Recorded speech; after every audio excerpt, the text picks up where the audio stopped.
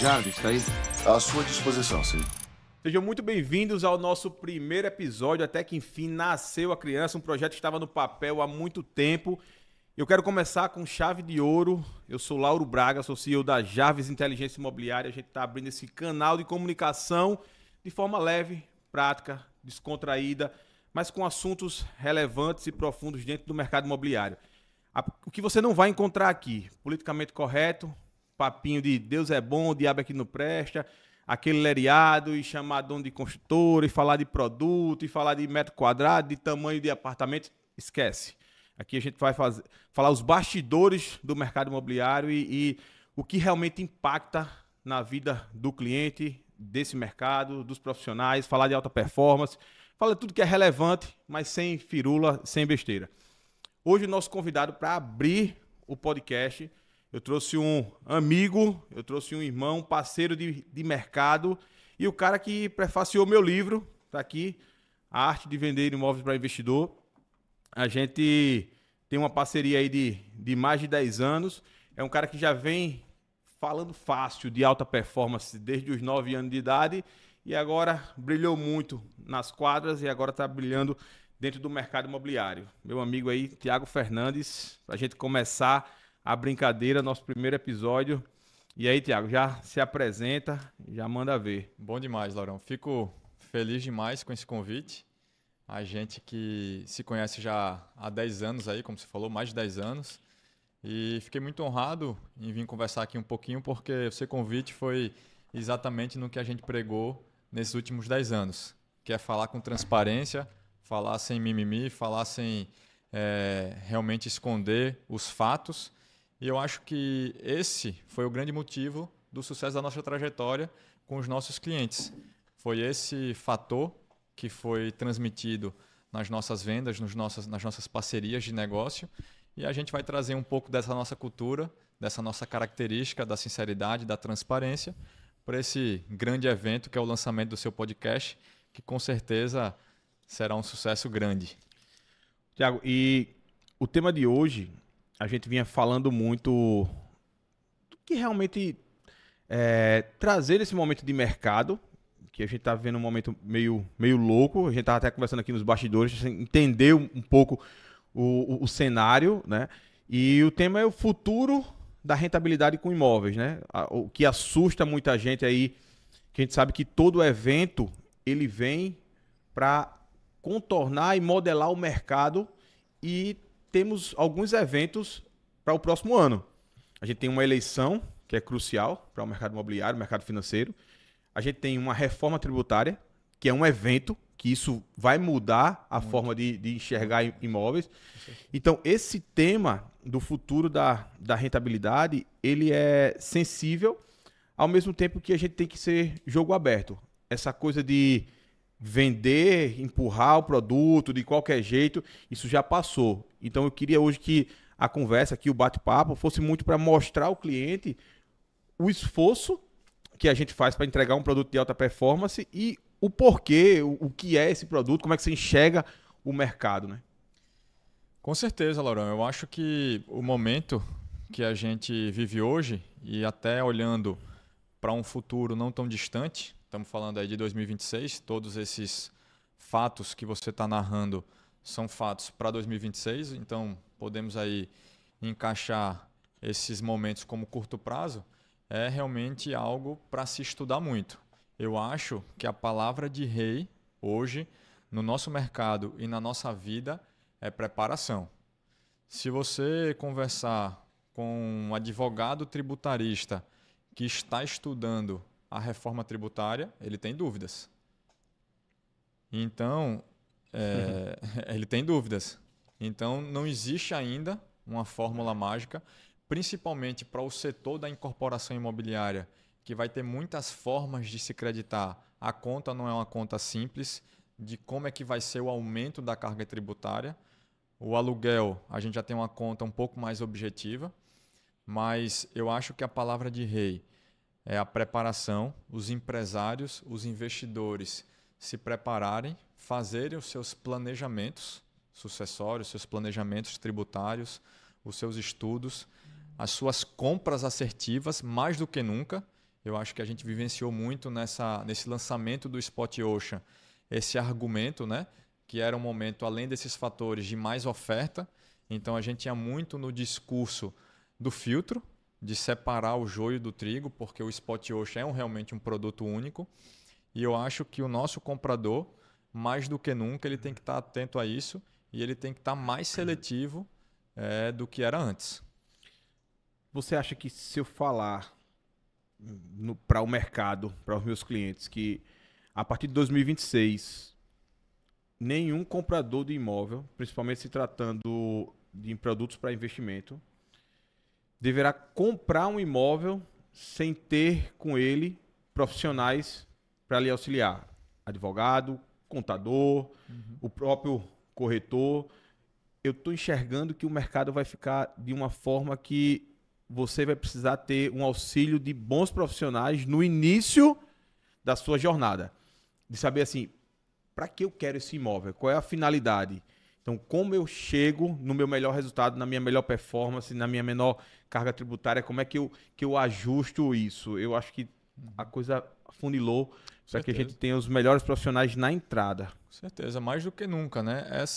Esse assessoramento de alto nível, que é o que a Jarvis faz, nesse momento de transição, onde realmente as informações elas ainda são pouco difundidas e a aplicação, porque uma coisa é a lei e a outra coisa que eu vejo muitos juristas quando conversam sobre o tema é a aplicação da lei, né?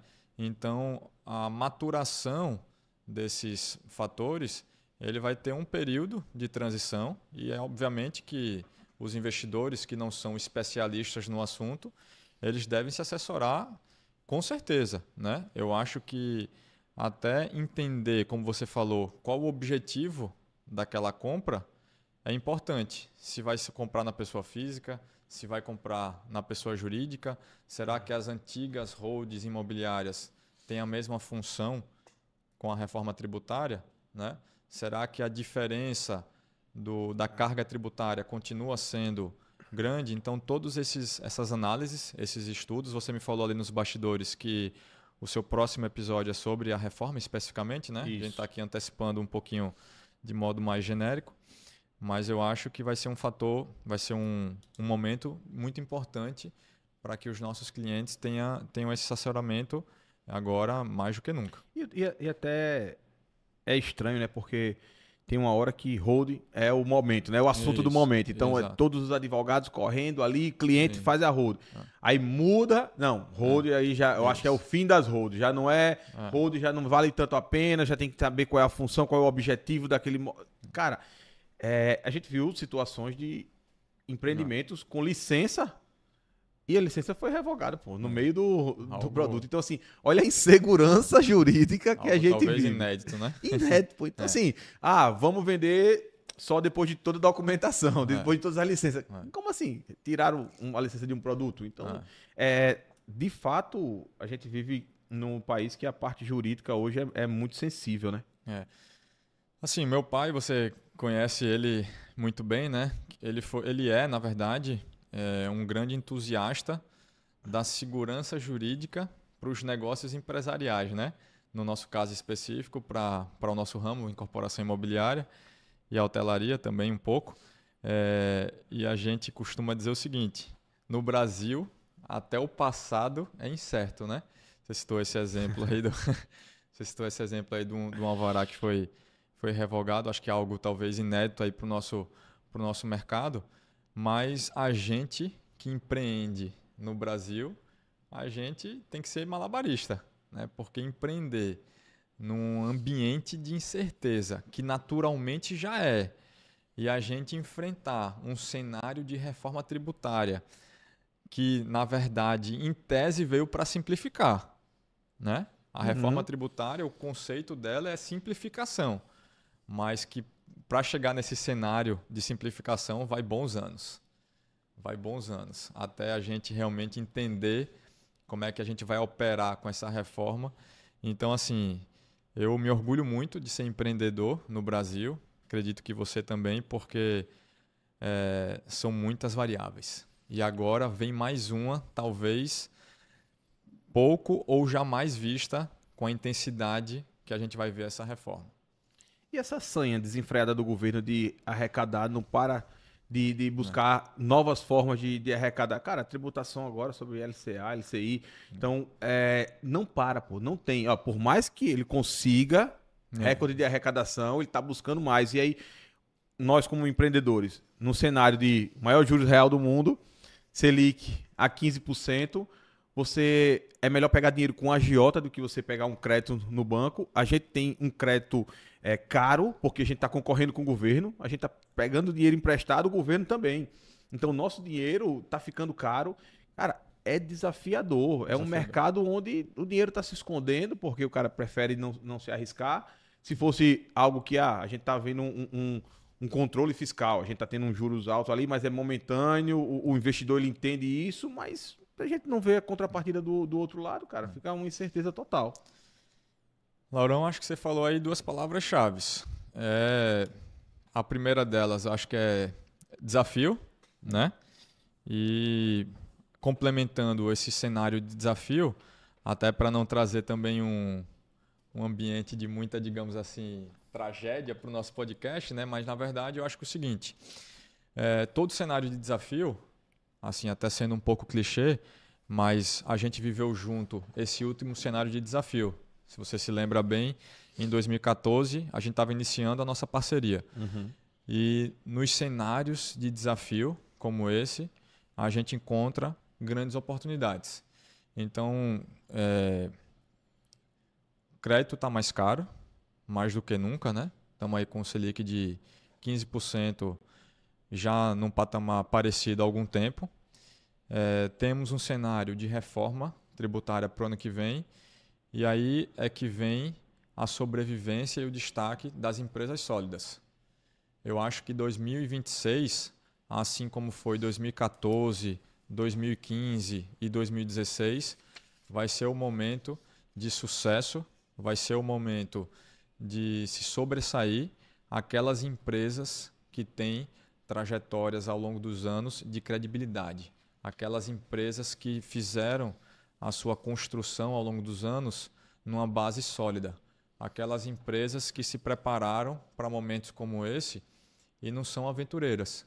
Esse vai ser o caso, com certeza, das nossas empresas e vamos sair, não tenho dúvidas desse momento, inclusive mais fortes, porque somos empresas que nos preparamos para isso e temos, pelo contrário, produtos extremamente diferenciados em diversos aspectos para esses momentos. Então, em momentos de incerteza, é quando imóveis com as nossas características vão se destacar cada vez mais. Concorda comigo? O mercado imobiliário, nesses 10 anos que eu tô de dentro, é muito parecido com o Rock Balboa, pô. Apanha. No final, ele sempre ganha, meu amigo. Não tem... A gente passa por grandes crises. A gente passou governo Dilma ali, impeachment, ali, Copa do Mundo. Cara, foi a maior crise da história do mercado imobiliário e era desesperador. Eu lembro que quando eu entrei no mercado imobiliário em 2015, 3 meses depois que eu entrei, a Caixa Econômica passou a financiar 50%. Eu vi o desespero no olhar dos corretores da imobiliária. Fudeu, agora acabou pra gente e tal. Eu tava entrando naquele momento, eu não tinha noção nenhuma do que era aquilo, eu não sabia o que era uma certidão de ônus. Então eu não tinha um histórico de saber quando era que o mercado estava bom, como foi em 2008, 2011. Eu simplesmente estava entrando naquele momento e eu fiz algo que ninguém fazia naquele momento. Em Maceió estava iniciando muito a coisa do digital ainda, quando eu entrei era classificados. Tal. Então eu tinha agência de marketing, coloquei um novo formato, eu inovei no meio de comunicação para aquele momento, que eram as páginas do Facebook. Exatamente. Comecei a fazer um trabalho digital e eu lembro que em 6 meses eu fiz 265 mil em comissão e tipo, o dono da imobiliária disse, caralho, isso aqui é o caminho, vamos investir aqui e tal. E aí eu disse, pô, se eu tivesse na pilha de, tá em crise, o mercado tá ruim, tem isso. Meu amigo, você falou, você foi perfeito. É num momento desse que a gente consegue enxergar as oportunidades. Porque não é toda hora que você vai ficar na crise, não. E rapaz, você falando aí, foi vindo uma cena na minha cabeça que me aconteceu semana passada. Venceu uma aplicação minha do Banco Master. Vixe. Chega, me deu um alívio. Então, rapaz, é isso que você está falando. O ser humano, de um modo geral, ele tem uma tendência do olhar imediato. Ele fala, rapaz, eu estou ganhando agora 1% com uma aplicação minha financeira, digamos assim, em tese conservadora, né? E ele fala, pô, o imóvel, será que vai dar isso? Né? E é por isso que a gente sempre gosta de comparar os resultados de imóvel em médios e longos prazos. Porque ele sobrevive às turbulências e quando passado isso, olhando os cenários mais longos, ele traz os retornos imbatíveis. Então, assim, eu citei essa brincadeira que de fato aconteceu, teve uma aplicação minha que venceu do Banco Master e veio um alívio, porque dentro de um cenário que a gente vive hoje, eu me sinto mais confortável em estar com meu dinheiro no imóvel do Promenade do que no Banco Master. Dando um exemplo agora real, né? Que foi o que eu fiz. Então, ou em um terreno para uma próxima obra, por exemplo. Né? É assim que eu enxergo o imóvel. Eu enxergo um imóvel como uma fortaleza que se intensifica em momentos como esse. Ô, Tiago, a gente foi tão ansioso aqui, já entrou num tema, já foi logo disparada. E aí a gente esqueceu algo básico, né? Que você pudesse falar um pouquinho da sua trajetória, se apresentar. E melhor do que isso, você conseguisse linkar o que foi que o tênis, o que foi que o esporte te trouxe essa visão que você tem hoje, porque tu passou muito tempo fora, de repente chegou no mercado imobiliário e já performando, né, na cabeça ali. Sim. Então, Laurão, acho que quem está ouvindo a gente aí talvez não conheça um pouco da minha vida antes do empreendedorismo, né? Mas eu fui atleta de alto rendimento. Eu, na verdade, comecei a jogar tênis com 5 para 6 anos de idade e a vida, digamos assim, tenisticamente falando, ela se tornou algo como uma profissão para mim desde os 12, 13 anos, né? Que foi quando eu comecei a enfrentar desafios internacionais, torneios internacionais. Todo mundo sabe que, na verdade, o esporte de alto rendimento ele é precoce, mas no meu caso, por estar numa cidade como Maceió, que eu não tinha tanta infraestrutura tenisticamente falando, eu precisei realmente sair cedo, né, de Maceió. Não tem com quem treinar, não né? tinha parceiros suficientes de treino, a própria quantidade de treinadores, a própria estrutura em si, né, me fez sair logo cedo. Então, esse profissionalismo, digamos assim, precoce, estou falando aí de 13 anos para 14 anos, já está fora de Maceió, ele trouxe assim um amadurecimento muito grande para mim, né? E como a gente estava falando já agora um pouco atrás dos desafios de se empreender, eu faço paralelos quase que diários com a minha vida de atleta, porque a vida do atleta profissional ela traz muitas dificuldades que a gente aplica quase que no nosso cotidiano como empresário. Tem muitas semelhanças, né? Porque o tenista, agora trazendo um pouco mais para o tênis, ele basicamente ele perde um jogo pelo menos por semana. Se você não for o campeão do torneio, você perde um jogo por semana, né? E ter essa resiliência de perder um jogo por semana e na outra semana estar com a cabeça apta para começar um novo torneio é muito da vida do empresário.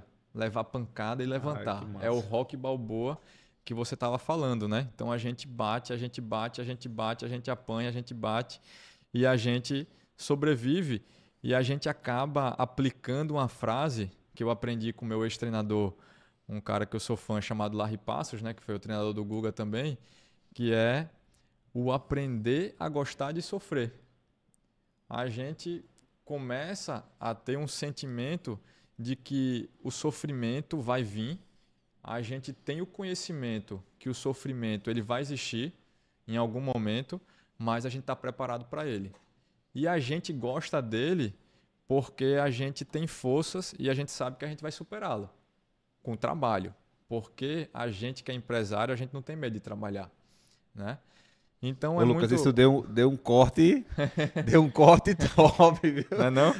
Tô falando a verdade ou não tô? Cara, imagina, tu tava falando aí, eu lembrando, pô, em 2022, eu todo gordinho, malamanhado, né? Entrando na Que é a academia. mesma coisa pra nossa E vida aí, pô, como saúde, como cara, na superação. academia, você vai sofrendo ali e você começa a sentir, você tá todo dolorido naquele dia, né?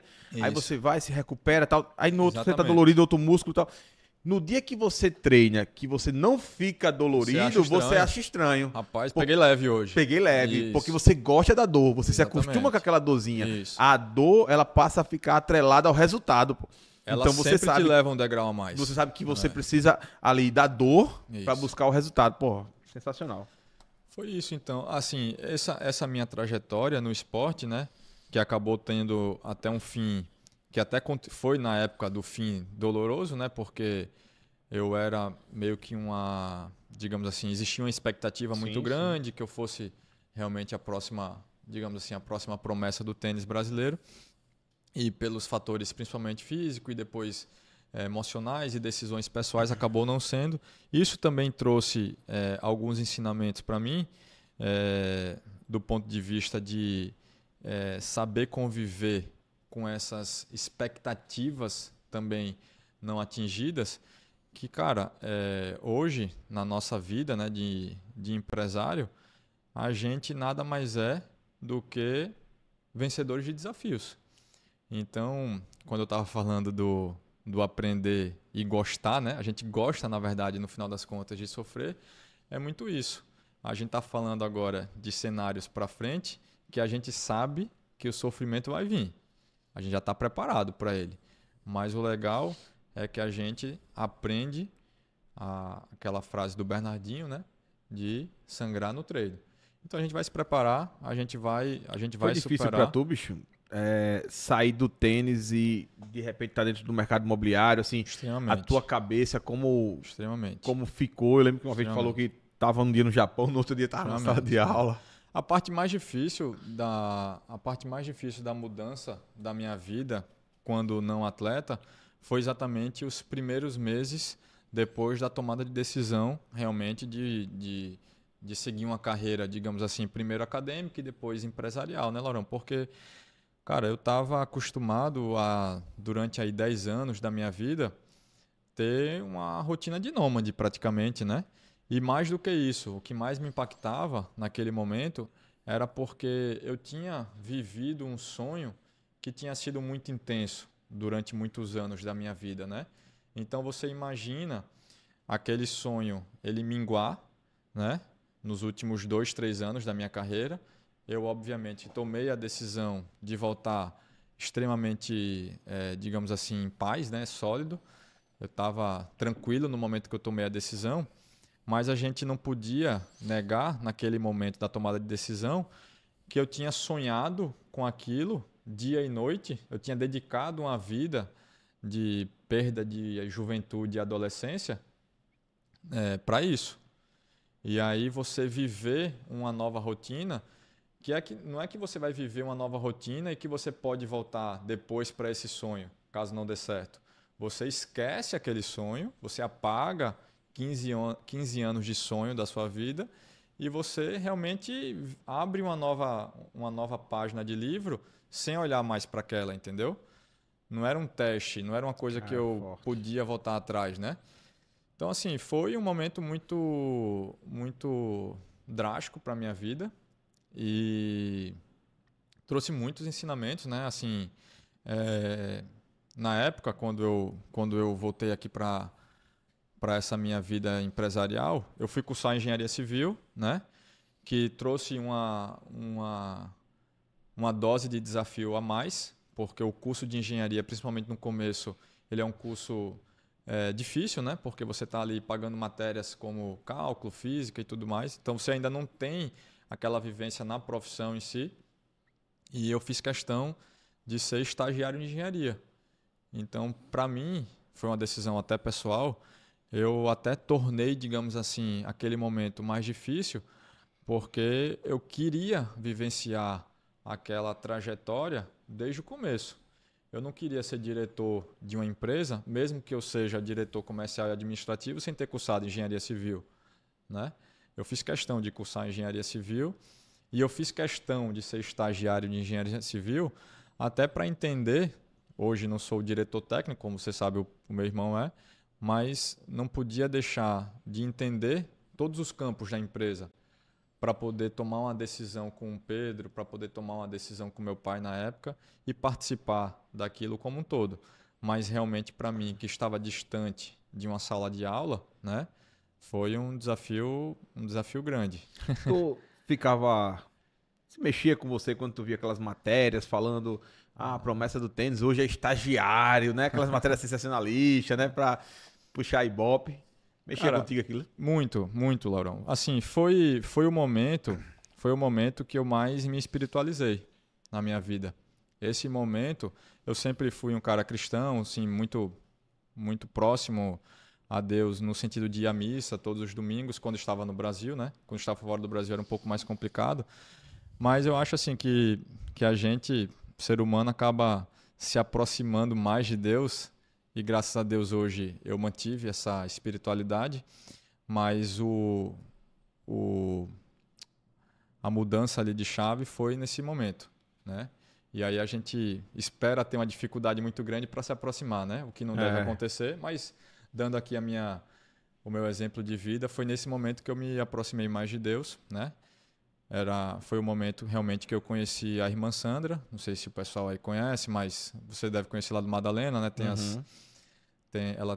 Tinha, né? Eu ia muito nas rotinas dela de quinta-feira lá no Madalena. E aquele momento, assim, que eu encontrei Deus de uma forma mais próxima, me ajudou muito a superar isso, a poder realmente ter essa, digamos assim, essa humildade de sair, digamos assim, do próximo Guga para o estagiário do Promenade, né? Então essa humildade, essa proximidade a Deus, esse reconhecimento da nossa insignificância perante as coisas, digamos assim, celestes, foi muito bom para mim, foi muito importante. Foi isso realmente que me fez superar. Obviamente que logo depois eu conheci minha atual esposa, né? Isso me deu um conforto muito grande, me deu um amparo de enxergar uma vida de futuro, que naquelas primeiras semanas, para mim, era quase que impossível enxergar uma vida de futuro naquele momento, né? Eu tinha algumas visões, obviamente que pensando na continuidade da empresa, mas no dia a dia não era fácil enxergar que eu ia ser o diretor, que eu ia ser feliz sendo diretor daquela empresa no futuro, né? Estou falando das primeiras semanas, dos primeiros meses, né? A parte mais difícil, né? A parte mais difícil. E aí, quando também conheci a minha atual esposa, esse cenário de longo prazo ele começou a surgir, o que também me ajudou a ter essa transição, digamos assim, mais cômoda, porque era uma pessoa que desde o começo eu enxergava uma vida longa, né, de construções de sonhos com ela. Foi bem difícil. Eu vi um corte esses dias, o cara falando que o Charlie Chaplin participou de um concurso de sósia do Charlie Chaplin. E ele ficou em terceiro lugar. Impressionante, né, velho? E aí o cara falava no corte, né? Que se depender da opinião dos outros, você não serve nem pra ser você mesmo. Ser você mesmo, exatamente. Então, assim, é surreal, pô, isso que você viveu, assim. E essa tua humildade de encarar isso, de passar por todos os degraus da operação, que é vista como um fracasso por muitos. Cara, você teve uma serenidade e hoje eu posso dizer assim com convicção que vocês se tornaram um modelo de sucessão empresarial. Hoje, principalmente em Maceió, assim, a nível do Brasil com certeza, mas em Maceió acho que vocês são top 5 ali de nível de sucessão empresarial. Vocês foram treinados para isso e hoje o seu pai sai da operação, você assume o comercial de forma brilhante, seu irmão toca as obras ali, cabelo branco tá cheio, você chega, olha para ele de manhã e já tá estressado. Mas, cara, um resultado absurdo em todas as áreas e por mais que vocês tenham apetite, vocês crescem, mas sem sair do chão, daquele exato momento onde vocês assumiram a empresa, né? Aquela cultura. Então vocês deram um passo a mais. E, pô, a liderança, isso eu queria. Eu até falei com o Dr. Luiz, eu disse, ó, queria marcar um podcast para gente falar sobre sucessão empresarial. Ele, não, eu tô aposentado. Eu disse, não, mas você fica lá sentadinho só olhando. Mas a liderança, e eu vi o CEO do Google falando isso, ele fala, eu como líder, como CEO, não quer dizer que eu sei de tudo e eu sou o melhor do negócio. Na hora que eu vou conversar com pessoas sobre inteligência artificial, eles sabem mais do que eu. O menino de 18 anos, 19 anos está aqui no Google, sabe mais do que eu. Eu vou falar sobre financeiro, cara, o CFO sabe mais do que eu. A questão do CEO é dar visão. O líder ele precisa dar uma visão e juntar todos na empresa em função desse propósito. E ele entregar a visão e o caminho. Nesse caminho, a gente vai começar a ter os obstáculos. E a função do líder é afastar esses obstáculos e não saber mais que todo mundo, né? E isso marcou muito, assim, porque eu vejo o seu pai, na hora de tomar algumas decisões, disse, cara, o Thiago está mais preparado do que eu. Vá falar com ele. Cara, você falou aí acho que a gente pode até falar um pouquinho desse ponto, que eu acho que é muito relevante, assim, para o âmbito assim, empresarial, não só do nosso mundo aqui, mas a nível assim, nacional, porque realmente a sucessão é um problema enfrentado pela maioria das empresas.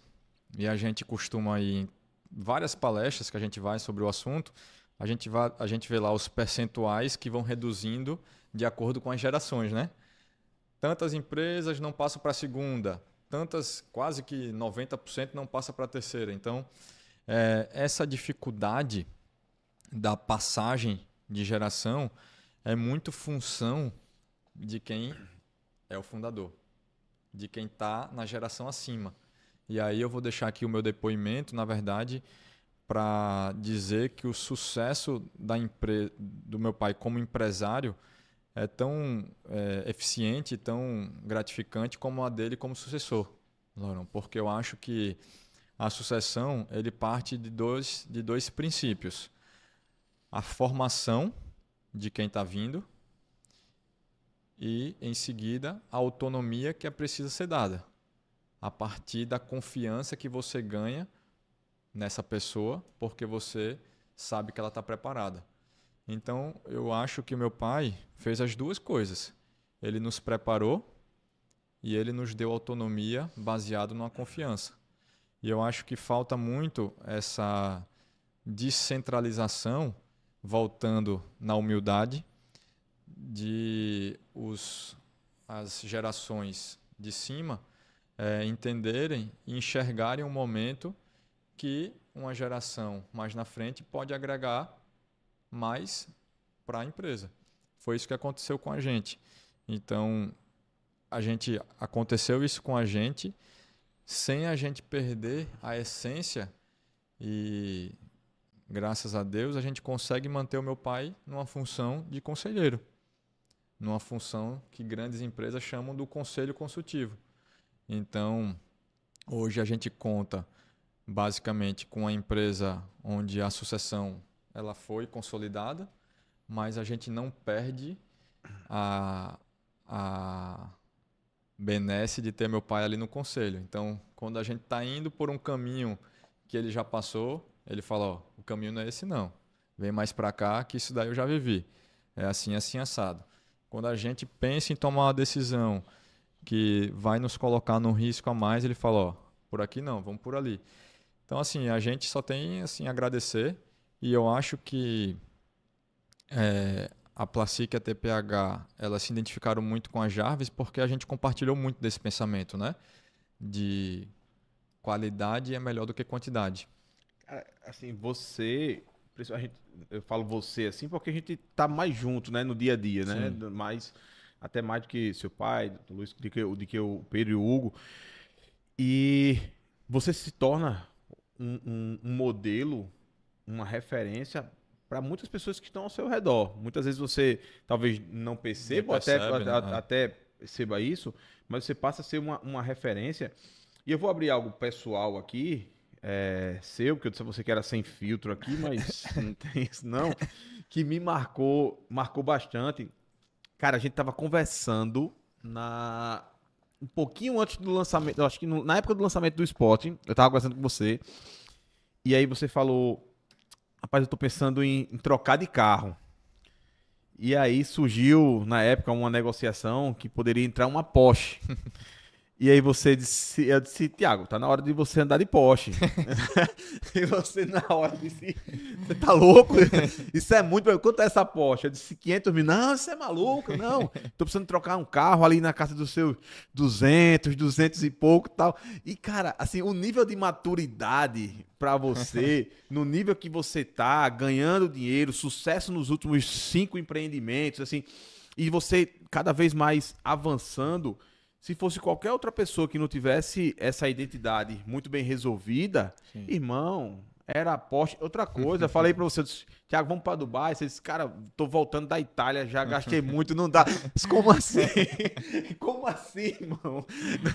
Então, bicho, é surreal a forma como você leva com seriedade um planejamento que você faz de vida. É legal esse tema, Laurão, assim... Eu acho que a gente pode puxar desse seu depoimento aí 2 temas. Um deles é um tema que, assim, eu vivi, praticamente cresci, né? Minha vida inteira foi num cenário de filho de construtor, né? E os 2 sócios do meu pai também têm muito esse viés da necessidade de caixa. Então, assim, eu cresci nisso, né? Eu não sou... A gente pode até fazer um paralelo, por exemplo, com outros tipos de empresário, como, por exemplo, uma imobiliária que presta serviço, um advogado que presta serviço, um médico que presta serviço, ou até mesmo outros, digamos assim, portes de empresa maiores, mas que não têm uma demanda tão grande de atividades de necessidade de caixa. Porque, vou trazer aqui uma confissão para vocês, o nosso grande diferencial, a nossa marca foi pautada ao longo desses 47 anos nas pontualidades. Sim. No que é promessa ser cumprida. O meu pai veio do Ceará para aqui, para Maceió, sem conhecer ninguém. Não tinha família dona de terreno, não tinha relacionamento com político, não tinha relacionamento com pessoas de órgão público. Como é que a Placic hoje, depois de 47 anos, tem um nome das empresas mais sérias do mercado imobiliário? Foi na pontualidade. Obviamente que qualidade na construção, as localizações dos terrenos, mas principalmente algo que talvez poucas empresas façam é as entregas com pontualidade em períodos curtos de tempo. E esse nosso diferencial, ele é sempre pautado numa situação onde o caixa é importante. Obviamente que eu procuro sempre que consigo recursos de terceiros, a Caixa é um grande parceiro nosso. Quando a gente consegue preservar o nosso capital, a gente preserva, mas a gente brinca assim muito da questão da preservação do caixa, e o caixa é rei, né? Porque realmente é o que torna a nossa marca como é hoje, né? Então é muito um pouco disso, né? A gente vai sempre dosando e... Assim, aí, tratando para o meu negócio, né? Apertou o mês aqui e tal, tô com problemas, tô com um aperto aqui no mês, eu tô falando de coisa de 150, 200 mil, 100 mil reais, resolve meu problema. Perfeito. Se o seu der merda, irmão, Perfeito. A gente tá falando de milhões. Isso, exatamente. Tá falando de milhões. Então, o risco do negócio, ele é muito grande. Isso. E aí, eu sou um cara consumidor de conteúdo, de tanto TikTok quanto Instagram, e eu gosto muito do Alfredo. O Alfredo do G4. Sim. E eu vi um corte do Alfredo, ele falando que o Alexandre das Óticas Carol, o Alexandre chegou pra ele e falou, cara, tem épocas que se você não perder dinheiro, você já ganhou muito. Ganhando. Meu pai fala muito isso, Se você não perder dinheiro, você já ganhou muito. num país onde você tem um risco muito grande, você tem que olhar em momentos que você diz assim, opa, eu só não posso perder aqui. Pô, legal, Laurão, você ter tocado nesse assunto, cara. Porque, assim, graças a Deus, né, no decorrer desses anos, e, bom, o êxito que a gente encontrou nesses nossos empreendimentos, desde a época do meu pai, a gente acaba sendo convidado para fazer parcerias com algumas empresas, né, que você participou de algumas negociações que a gente teve e tudo mais. Uma pequena parte não deu certo por outros motivos, mas a maioria não deu certo realmente pelo pensamento exatamente do empreendedor, digamos assim, de um modo geral. Obviamente que tem as exceções, mas de um modo geral, ter o olhar sempre sobre o que se pode ganhar. E esquece de olhar o que se pode perder. É o que o meu pai fala sempre. O empresário do nosso setor tem um vício muito ruim de olhar VGV. Que o corretor olha isso acertadamente, porque você ganha em cima do faturamento. Mas o incorporador tem um vício errado e que muitas vezes leva a um final triste de olhar o faturamento que se pode ter e muitas vezes negligenciando as situações e os riscos que envolvem aquela atividade e o que se pode perder. O faturamento é de tanto. Ok. E se a venda não desempenhar um bom papel? Qual é a necessidade de caixa que eu tenho durante esses 3, 4 anos? Então, esses cenários que se faz na nossa empresa ao se decidir fazer um empreendimento, muitas vezes ele é ofuscado por um otimismo exacerbado que todo empresário tem, né? De olhar aquilo que se pode ganhar sempre. Cara, e quando eu fiquei no mercado imobiliário, né, em 2015, eu entrei como corretor. Aí, no final de 2015, eu já abri imobiliária. Na época foi a Vilis. Saí em 2017, vendi, aí abri Lauro Braga Imóveis, um nome extremamente inovador, né? Fora da caixa, não tinha nem o que fazer, bem rápido, eu coloquei Lauro Braga Imóveis e tal. Fiquei por um tempo, vi que não era o que eu queria, porque não engajava, não gerava um senso de pertencimento do time. O cara tava falando no meu nome, não nenhum projeto, nenhuma marca. E aí veio a Jarvis, recentemente eu comprei a parte do Alisson também.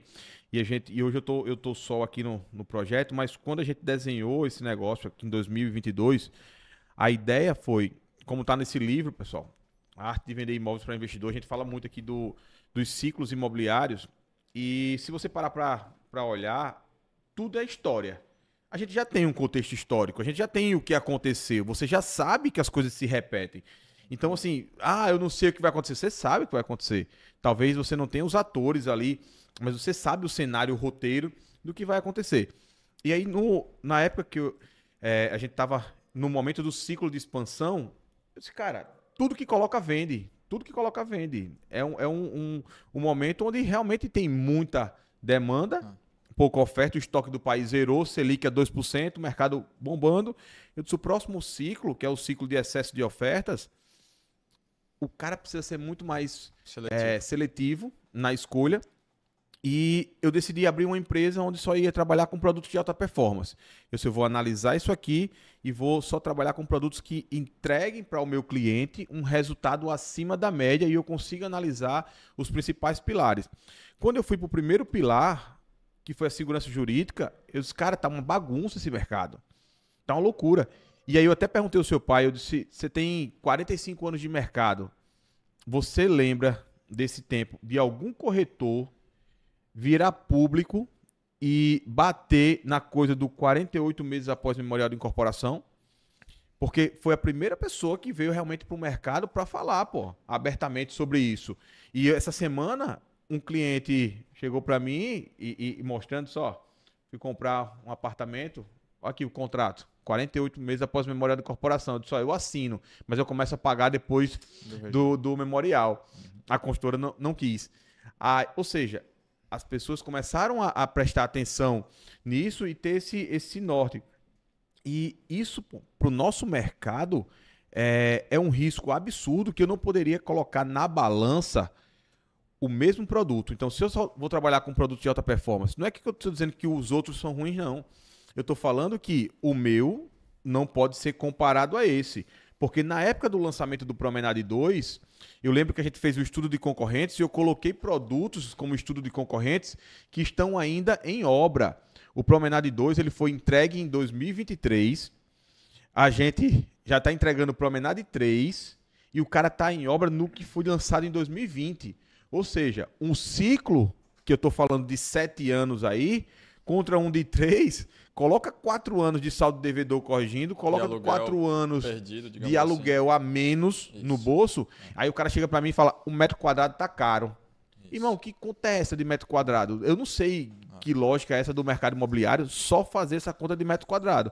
Então eu tinha que bater nisso, porque quando eu assino um contrato falando 48 meses após o memorial da corporação, eu estou entregando um cheque em branco para que o incorporador ele tire o memorial quando ele quiser e passe a contar 4 anos daquela data. Pô. Isso. Então os ciclos que, teoricamente, 3 passou a ser 4, uma prática de mercado, depois passou a ser 5, hoje não tem prazo. E aí o meu, que eu estou vendendo ali, que eu sei a data exata que o cara vai receber, eu não posso colocar na mesma balança. Eu tenho que chamar esse cara aqui e conversar. Pois é, Laurão, cara, você tocou assim num ponto que é muito polêmico, mas eu acho que é importante a gente debater ele, porque eu acho que assim, o nosso mercado, ele é um mercado de credibilidade, né? O nosso mercado imobiliário de modo geral, tô falando aqui, né? A gente vende aquilo que não existe. A gente vende aquela promessa de compra e venda. A gente vende um projeto que, via de regra, tem lá um terreno, né? Então, a gente, na verdade, defende muito, e aí, sem querer criticar A ou B, ou dizer que um é certo e um que é errado, obviamente que a gente vai tocar nesses pontos aqui hoje, mas eu acho que o que vai acima de tudo isso que a gente está falando aqui hoje, o que a gente fala abertamente e fortemente para os nossos parceiros e clientes, é o princípio da transparência. Que é uma função, e é por isso que a gente se identificou com muita intensidade, é uma função do corretor. Porque muitas vezes eu fico numa posição de não conseguir fazer comparações tão claras, obviamente, por respeito e em uma situação de ética com os nossos concorrentes, mas a função, muitas vezes, se não feita pelo incorporador, deve ser do corretor. De explicar o que é que significa isso. Que aquele prazo daquele contrato é um contrato sem prazo. Porque ao assinar um contrato de compra e venda, onde aquele contrato diz que é 48 meses após um registro de memória em incorporação, todos que estão aqui nos ouvindo vai concordar que é um contrato sem data. Né? Porque eu tiro quando eu quiser. Exatamente. Eu estou condicionando algo que ainda não aconteceu, né? E vamos lá. Além de ser contra a lei, não estou nem entrando nesse mérito aqui, né? Eu acho que se o cliente comprou tendo o real conhecimento, como foi o caso desse exemplo que você deu, menos mal. Está infringindo a lei? Tá. Não estou entrando nesse mérito hoje. Mas o cliente, muitas vezes, não tem o conhecimento e a capacidade de entender o que significa essa redação. Muitas vezes é um médico que nem memorial de incorporação sabe o que é, ele não sabe nem o que significa. Então é muito legal esse relacionamento que a gente, na verdade, está transmitindo para o mercado desses princípios de informações claras. Não no sentido de dizer que a gente faz melhor do que ninguém, mas no sentido de mostrar o que é banana e o que é laranja. Beleza, eu mostrei o que é banana e o que é laranja, você compra banana e você compra laranja, não tem problema nenhum. Né? Fiz a minha parte. Fiz a minha parte. Isso que eu acho que falta, muitas vezes, num relacionamento transparente e profissional, como deve ser de todo corretor. Fiz a minha parte. E aí fazer aquela parte bem feita, ao nível de chegar como a gente faz, de ler item a item do contrato com o cliente. Sim. Isso é uma coisa que pegou muito, assim, quando a gente fez as primeiras vendas com vocês lá em 2015, que a gente sentava com o cliente para ler o contrato. E eu lembro que em uma dessas reuniões, em 2015, uma crise dos infernos, eu precisando de dinheiro, eu perdi 2 vendas na mesa com o cliente sentado com seu pai, porque ele leu uma cláusula, o cara não concordou, ele disse, eu preciso que tire. Você fala assim, não, isso aqui eu não posso tirar. E aí, não teve jeito. Ou seja, ia passar despercebido lá na frente, ia dar um problema e tal. E aí, quando a gente para olhar pô, o cenário que o mercado da gente tá, se você... Vamos fazer o seguinte, vamos analisar que no final das contas, o cliente, ele está pouco se importando com o produto, ele está pouco se importando com a empresa, ele está pouco se importando com o histórico da empresa, ele está pouco se importando com quem é você. No final das contas, o que o cliente se importa é o que o seu produto faz por mim. É o bolso. Qual é o benefício que o seu produto faz para mim? Qual é o retorno? Qual é o resultado que ele traz para mim? Então, Exatamente. eu não estou me importando com o produto, eu quero saber o que o produto faz por mim. E, no final das contas, a gente está num mercado imobiliário onde muitos estão contando dinheiro. E eu tenho convivido com projetos e sentado desde o desenvolvimento e eu vejo que o cara está preocupado em contar o dinheiro. Ele está pouco se lixando pro resultado que o cliente vai ter. E aí eu passo, às vezes, 6 meses com o cara brigando pelo cliente ali e eu escuto do consultor, meu amigo, você só quer puxar pro lado do cliente. E, na verdade, é uma conta que não fecha para o outro lado. Uhum. Como muitas perguntas que a gente vai começar a entrar aqui, uma delas é, a conta não está fechando para o investidor. E aí, meu amigo, o incorporador está pouco se lixando. E você é um cara que é diferente. Toda vez que a gente senta, a gente conversa e fala, a conta está fechando para todo mundo? Tá, não tá. No Spot agora foi isso. O maior resultado da história da Placic e a gente fechou no metro quadrado que o mercado e os concorrentes vendeu de graça. Foi barato. E a gente teve reunião que a gente falou, Thiago, se for mais do que isso, não vai fechar a conta para o cliente.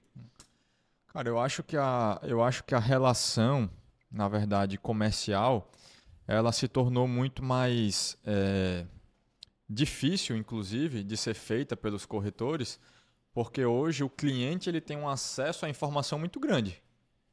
Então, hoje, para você fazer uma venda, né, principalmente tratando aí de uma venda de investimento, tratando de uma venda num cenário que a gente está vivendo hoje, onde o cliente está acessando todas as informações em tempo real, às vezes até mais rápido do que a gente, a depender do nível de atenção que o cliente tem.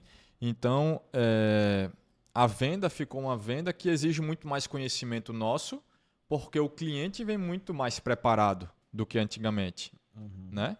Porque o acesso à informação ele está muito mais pulverizado. E o que basicamente a gente fez foi tirar proveito disso.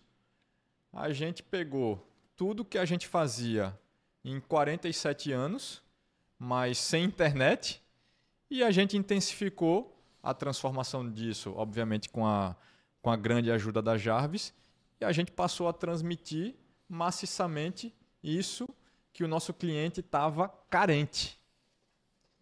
O nosso cliente está carente de fazer negócio com pessoas transparentes, de fazer negócio com empresas sérias, de fazer negócio que traga o retorno financeiro para ele, mas que esse retorno financeiro depende de todos esses outros requisitos, do ciclo financeiro, da segurança jurídica, do bom acabamento, do bom projeto. Então, e a fidelização que a gente teve do cliente, que você viu que o cara saiu de promenade, spot, promenade. Exatamente. Então, assim, eu acho que você aí trazendo o exemplo do Spot Ocean, eu acho que não existe, na verdade, a relação cara e barata. Existe a relação do custo-benefício e aquilo que vai fazer sentido para o cliente do ponto de vista financeiro em se tratando de um produto para investimento. Estava conversando com um amigo meu hoje. Uma coisa é você comprar um apartamento para você morar. Conta de consumo. Meu amigo, bota lá um granito de exportação. 100 mil reais o metro quadrado. Pode botar um mármore lá da Itália. Faz o que quiser com o apartamento. Apartamento é o apartamento que o cara vai morar, que o cara sonhou. A mulher vai fazer o projeto lá com um arquiteto não sei de onde. Outra coisa é o produto para investimento. O produto para investimento não tem segredo, a conta tem que fechar. E a conta tem que fechar sob um aspecto que a minha empresa ela está olhando o pós-entrega.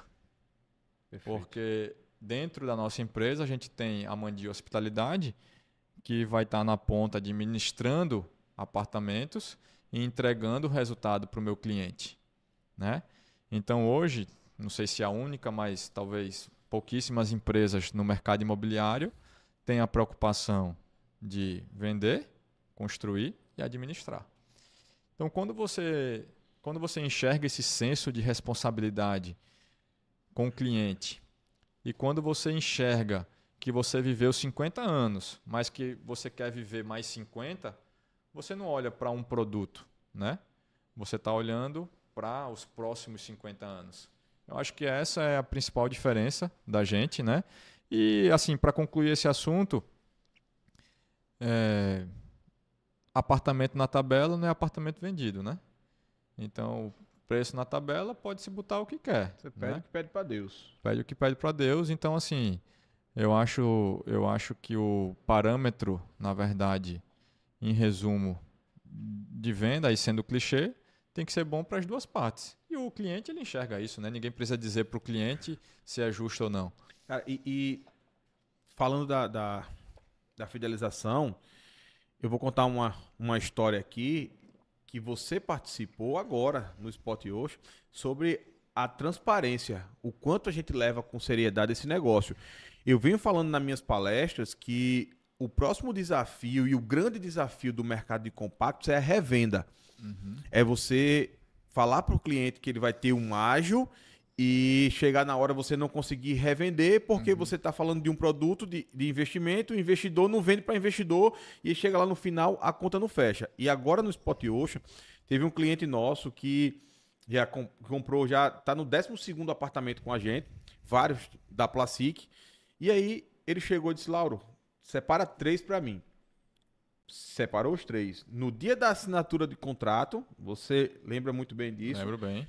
Ele chegou e disse: eu quero ficar com esse aqui para fazer rentabilidade e eu quero que esses 2 você revenda daqui a um ano com 100 mil de ágio.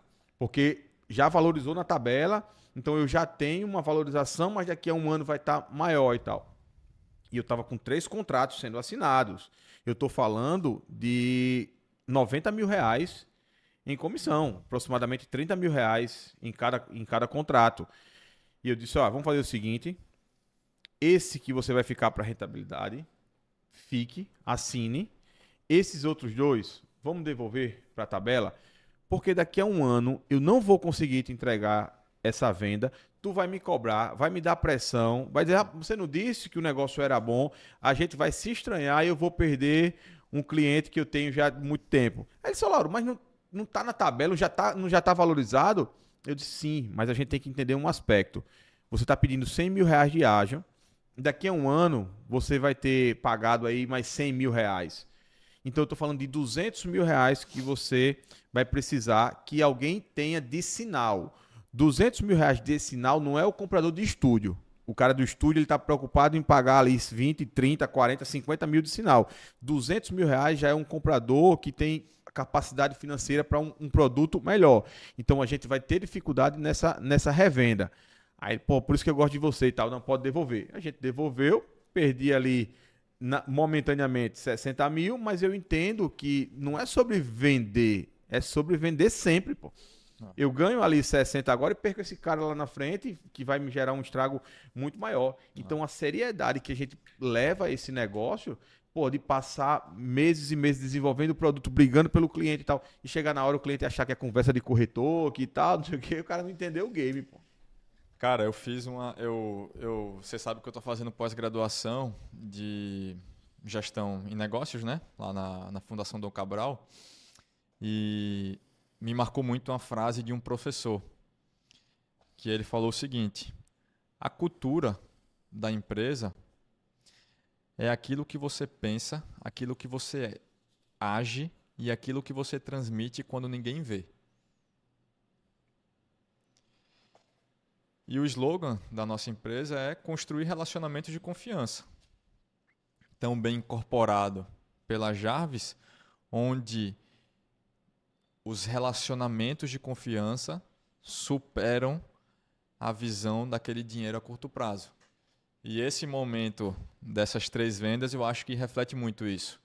Porque foi um pouco dessa sua cultura de preservar um relacionamento de confiança ao invés daqueles 90 mil que estavam na mesa.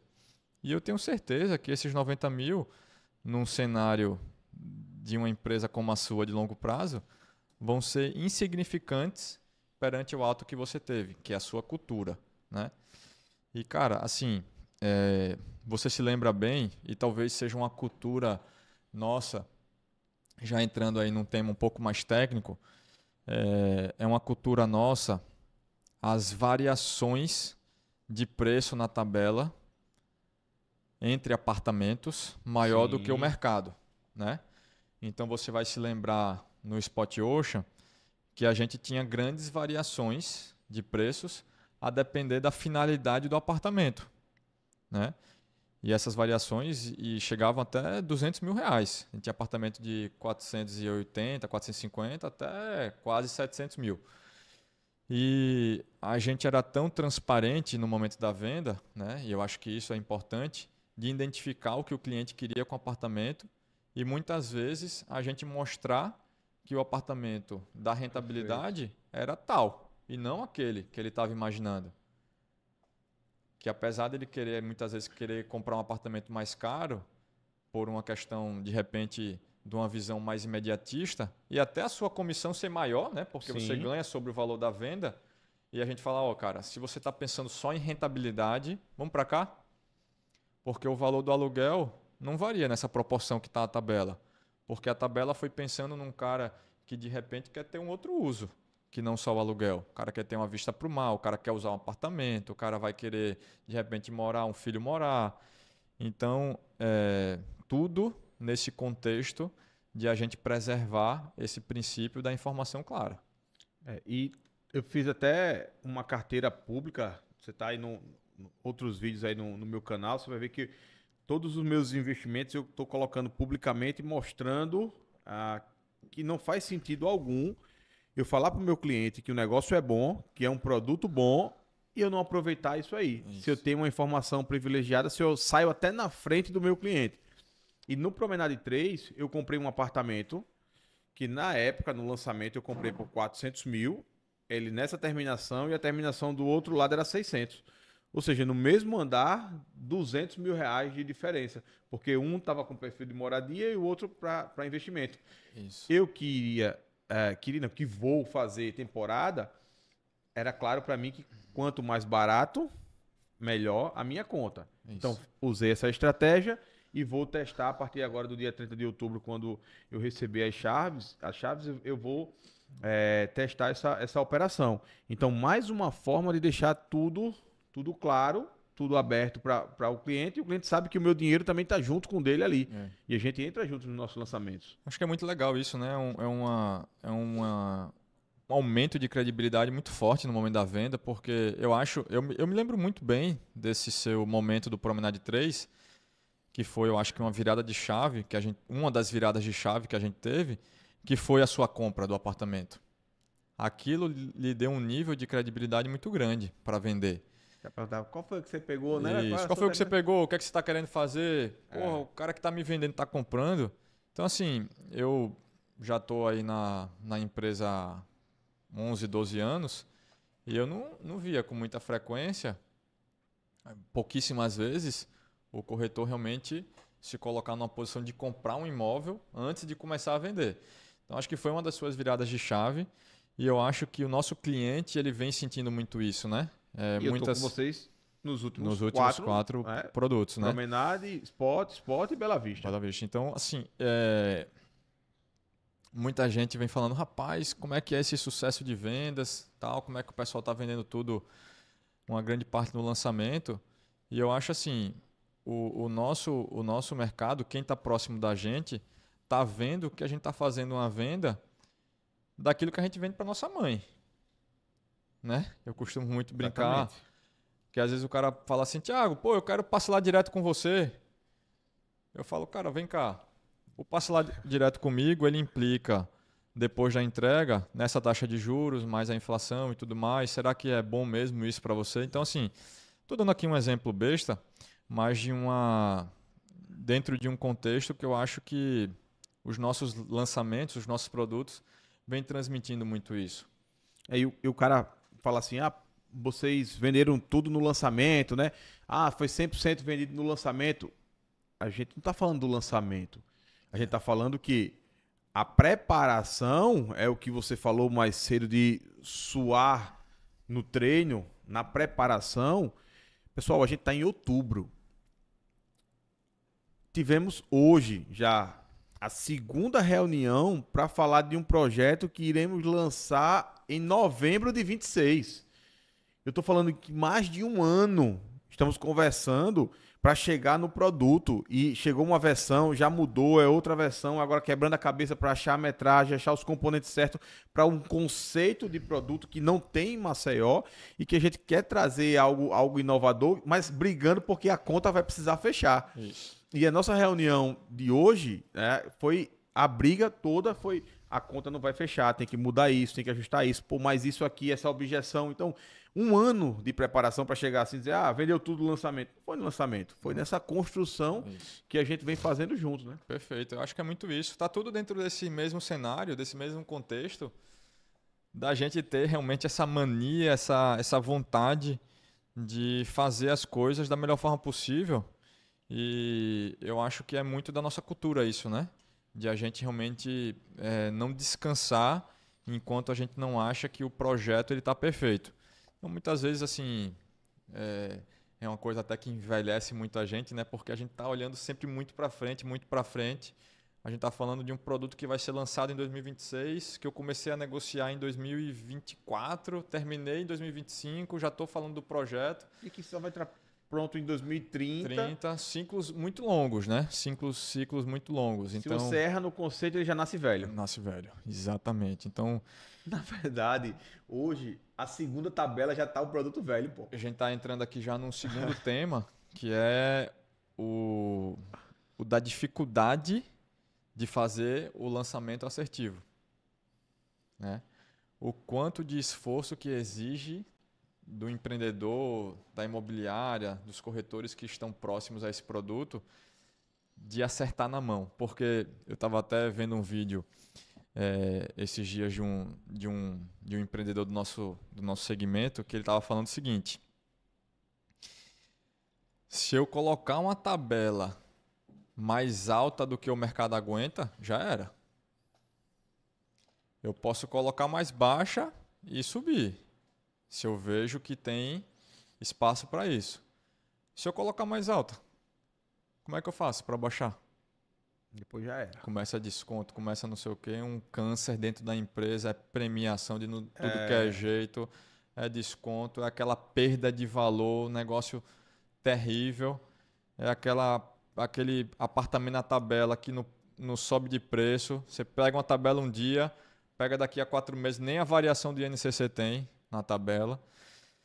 Então, assim, é uma fórmula difícil de encontrar. E aí, realmente, é quando vem essa necessidade das parcerias, das nossas reuniões, para a gente estar tudo azeitado para um lançamento ideal. Tiago, será que a gente consegue responder algumas perguntas que eu coloquei numa caixinha hoje? Vamos lá. Se a gente souber... Se a gente souber, vamos lá. Cara, essa daqui... Vamos... tem uma pergunta aqui. Milagres já saturou ou ainda tem chance de rentabilizar com performance? O que é que eu queria lhe pedir? Porque eu não tenho expertise em Milagres, vendi muito pouco lá, não é uma área de atuação. Você também não é um cara que atua na região. Uhum. Então, eu já quero te fazer um convite aqui para a gente criar um quadro dentro do podcast. Então, uma vez no mês, o nosso podcast vai ser só para falar sobre rentabilidade e a gente poder fazer esse quadro juntos, trazendo pessoas que realmente vivenciam esse mercado, né? Perfeito. Empresas que fazem gestão, construtoras, incorporadores, corretores. E aí eu queria, vou até fazer um convite para o Fernando, né? Acho muito da legal. Citercom, que é o cara que domina milagres, a gente trazer um corretor também e nós quatro fazer esse bate-papo, que realmente eu não tenho expertise para falar sobre milagres. Acho que essa iniciativa de interação entre o mercado, né? Corretores, empreendedores, para essa sua iniciativa é muito boa, cara, porque a gente cresce junto, né? A gente falou lá no começo do podcast que o nosso setor é um setor de credibilidade. Quando um vai mal, é ruim para todo mundo. Quando vários vão bem, é bom para todo mundo. Então, maior prazer do mundo. Ó, essa pergunta aqui eu não vou falar quem foi, mas foi de um gestor comercial de uma construtora, não é de Maceió, mas ele me confidencializou no privado que ele está querendo comprar 4 apartamentos em Maceió para rentabilizar, de preferência estúdio, mas ele fez a seguinte pergunta. Cara, apartamento, foi nem uma pergunta, foi uma exclamação, né? Apartamento 30 metros quadrados e preço de 770 mil, essa conta não fecha para rentabilizar. Concorda? A resposta é simples, na minha opinião, né?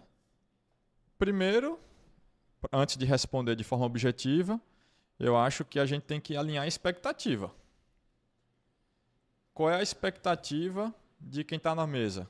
Clientes, corretores e investidor e construtor, né? Vamos alinhar as expectativas. Quem está construindo para vender quer alcançar quem? Corretor e cliente que está comprando quer alcançar o quê? Né? Achar que um apartamento desse valor vai entregar uma rentabilidade de 0,7, de 0,8, de 0,9, de 1%, se não tiver nada de extraordinário, na minha opinião, não existe. Hoje não existe, né? A gente trabalha com dados atuais, né? De diversos. A nossa empresa aí, para quem ainda não conhece, a Mandi Hospitalidade administra 120 apartamentos em diversos empreendimentos da cidade, Ponta Verde, Pajuçara, alguns na Jatiuca, na Cruz das Almas. Então a gente fala com números. A gente fala com números de 120 apartamentos, mais 120 apartamentos do Hotel Tambaqui, que é um hotel de 37 anos, dentre os melhores resultados de hotel da cidade, né? Então, essa conta não fecha, mas de repente, eu tô falando do alinhamento de expectativa antes, porque de repente o objetivo não é gerar rentabilidade, né? Normalmente um apartamento estúdio, normalmente o objetivo é esse. Mas no texto ele fala para rentabilizar. Para rentabilizar não enxergo, entendeu, Laura? Não enxergo. A gente pega aí um Spot Ocean, que eu reputo, se não a melhor, uma das melhores localizações da cidade, onde a gente estava vendendo ali na faixa de 500, 450, 500 até 650, onde a gente dizia, esses mais altos a gente sugere para finalidades maiores do que apenas a rentabilidade. Usar ponto de apoio, recorda? Né? Então, quando o cara estava falando, cara, eu quero só rentabilizar, a gente falava, vem para cá. Não, Thiago, não, porque eu moro em Goiás, preciso ver o mar, quero ver o mar, eu uso quando eu venho, vai morar um parente meu, recebo gente e tal. Beleza, quer um apartamento com a vista mar, que de fato é uma realidade, ok. Então, assim, eu estou dando um discurso do que eu vendi em 150 apartamentos há 60, 90 dias, né? Então, o que eu estou falando aqui foi o que eu propaguei no nosso discurso. Vamos para a segunda. 2 3/4 irá rentabilizar mais que estúdio e quarto-sala? Antes de responder essa pergunta, eu quero dar um alerta e um cuidado muito grande para quem estiver projetando e para quem estiver comprando apartamento de 3 quartos para rentabilizar, né? Voltando mais uma vez no princípio da informação clara e da transparência, o produto que é concebido para aquilo, ele tem que ser mostrado e dito que ele é concebido para aquilo. Eu não posso vender um produto para residência e um comprador, por falta de informação, comprar para rentabilizar no que a gente chama de curtas temporadas. Porque aí ele vai correr o risco daquela convenção de condomínio, mesmo que a título de memorial de incorporação esteja dizendo uma coisa, ser modificada. Assembleia né? Soberana, né? Assembleia Soberana, 2/3 dos condôminos podem alterar a convenção, inclusive. Né? Então, a gente tem esse primeiro cuidado, principalmente no 3/4. Que está naquele pilar de conceito do produto, né? O conceito precisa nascer para isso, né? Exatamente. Se você faz aquele mistão, 1, 2, 3/4, cobertura e tal, talvez não funcione. Mas a gente sabe que, e a gente, na verdade, é um grande entusiasta do produto de 2/4. Fizemos 3 promenades, estamos indo pro quarto, né? Que vai ser o Promenade Ocean, muito provavelmente. No mesmo cenário, né? Obviamente que a escolha do produto ele tem outras condicionantes para se verificar, que é a posição solar, a questão da localização do terreno, mas a gente é um grande entusiasta do 2/4. E eu sim acho que a rentabilidade do 2/4 vai surpreender muito, assim como já vem acontecendo. Então, em situações específicas, em se tratando de localização, eu acho que o 2/4 ele tem uma competição de igual para igual com os apartamentos compactos, em alguns casos superiores. E, indo além, o 2/4 hoje ele está com apelo do aluguel residencial extraordinário. Eu aluguei o meu Promenade 3 agora, o que vai entregar dia 30 de outubro, por R$ 6.300. Contrato assinado. R$ 6.300, o Promenade 3. Qual a terminação? Terminação 1. Mas as outras não estão variando muito. Tá nessa faixa de 6.000 a 6.700 o aluguel anual. E aí vai ser o outro tema que a gente vai conversar um pouco mais para frente, dessa questão dos aluguéis. Mas eu acho que, assim, respondendo essa primeiramente, eu acho que o aluguel dos 2/4 ele tem essa versatilidade. Cara, permita só fazer um parênteses. Eu acredito muito no apartamento de 2 e 3/4 para rentabilidade. Se eu pudesse, hoje, eu entraria, a gente pode até bater um papo, se a gente consegue colocar, de repente, uma terminação ali no Promenade Ocean, para a gente colocar ali um 3/4 compacto, para a gente fazer esse teste. Porque como a gente está tratando de um turismo familiar, eu tenho exemplos no Marcel Facilities, o próprio Versa agora, que são apartamentos de 3/4 que tem um conceito muito para rentabilidade. Que vão bem. Muito bem. Assim, eu tenho clientes que têm apartamentos de 1, 2 e 3 na temporada.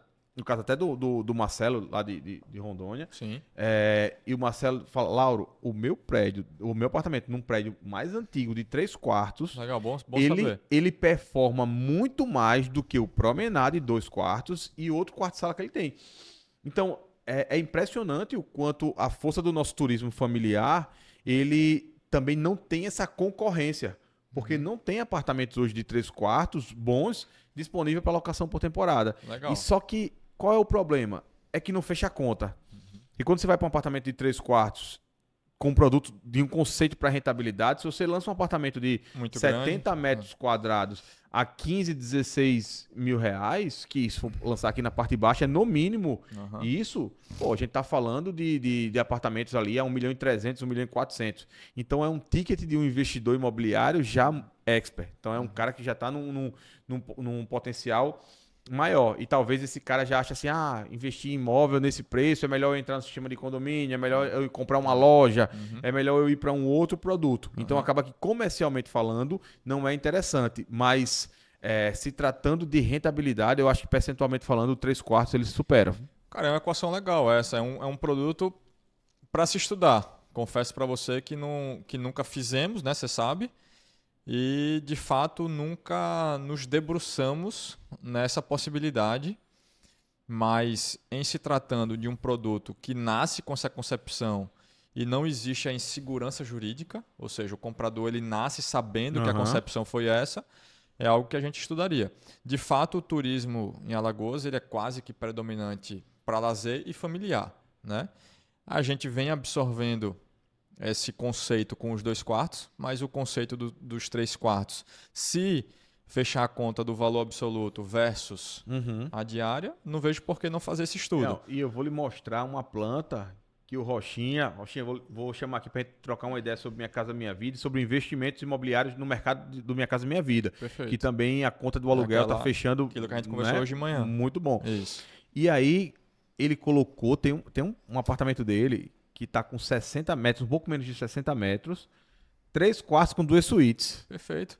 Não, eu acho que esse raciocínio, esse conceito de você ter cômodos, né, dormitórios, mais quantidade, 2 ou até 3, como você está falando aí, mas a área total do apartamento ser um pouco reduzida, em se raciocinando para essa curta estadia, faz todo sentido. Sim. Porque aí você não está visando o cara que está vindo vai para usar, morar, que né, vai o precisar de uma conforto. varanda de, sei lá, de 8 metros quadrados, que vai precisar de banheiros grandes, que vai precisar de quartos grandes. Então é um conceito que faz todo sentido. A passear na rua, Né? chega lá para dormir. Exatamente. Né, você vai transmitir essa mensagem. É um produto que é o que a gente está fazendo, na verdade, para os 2 quartos. E aí você está usando esse mesmo conceito para os 3, né? Quem sabe, que é algo que a gente testa. Isso. Né? Vamos para outra aqui. Era o que a gente tava falando. Imóvel lançado a 20 mil o metro quadrado e os investidores sumindo. O que é que você acha aí dessa nova onda de preço?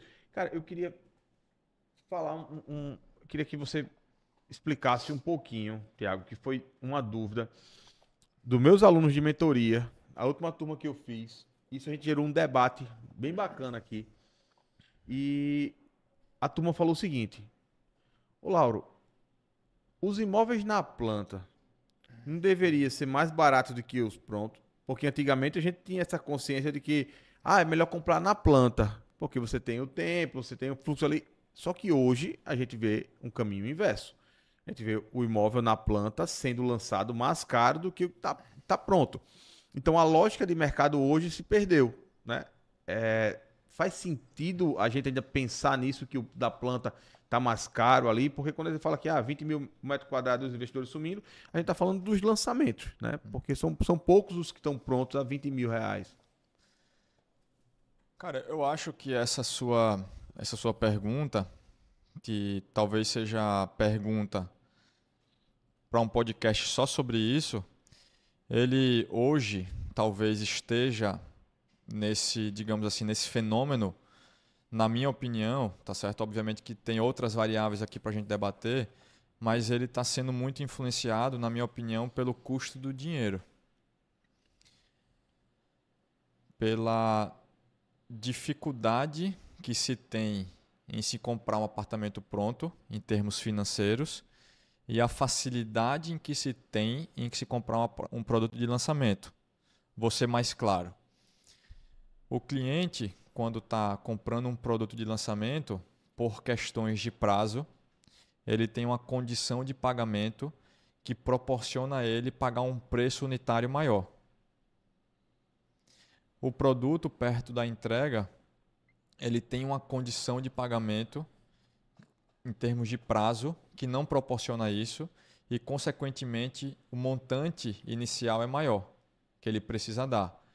E aí, no momento de dissipação de dinheiro, de custo do dinheiro da forma que está, e as pessoas começando a precisar do dinheiro, porque o dinheiro está sumindo, fenômeno natural por conta da taxa de juros, acontece fenômenos do produto pronto para quem tem aquele dinheiro disponível conseguir comprar ele no preço unitário menor.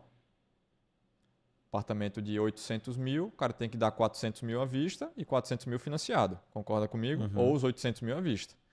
Então, a quantidade de pessoas que consegue pagar dessa forma é menor e aí, consequentemente, o preço vai diminuindo, né?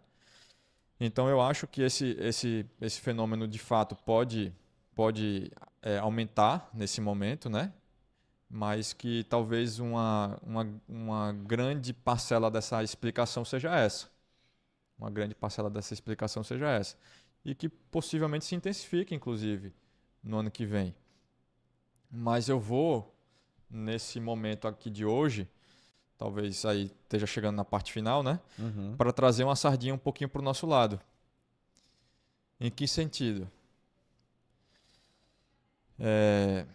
A gente está falando, Lauro, hoje, de produtos, agora da nossa empresa em si, de produtos nas melhores localizações de Maceió, com a proximidade à praia da forma que a gente está vendo, 1 quadra, 2 quadras, dentro de um contexto, modéstia à parte, de uma das melhores cidades para se viver no mundo.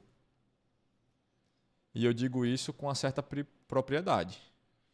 Eu já conheci todos os continentes, em muitos países, já vivi em muitos locais do Brasil, por semanas, por meses, e eu digo sem medo de errar.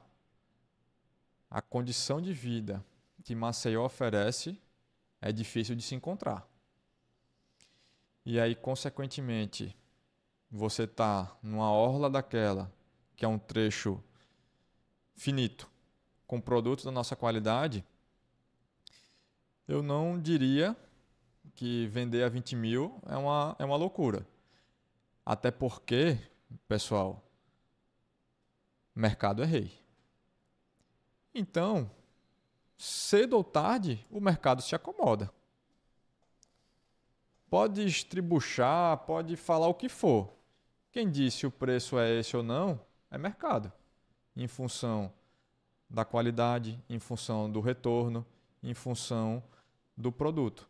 Então, assim, eu acho que a gente está num cenário hoje de produtos difícil de se encontrar no Brasil. No Brasil. Quiçá no mundo.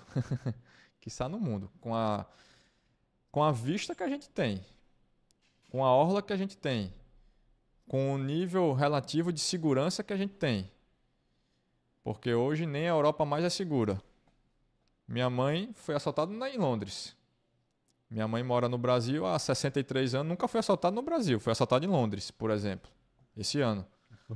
Então, é isso. É isso que eu penso. Eu sou um defensor muito forte da nossa capital e, obviamente, dos nossos produtos porque estão nas melhores localizações, mas a qualidade de vida que a gente encontra aqui é difícil de encontrar.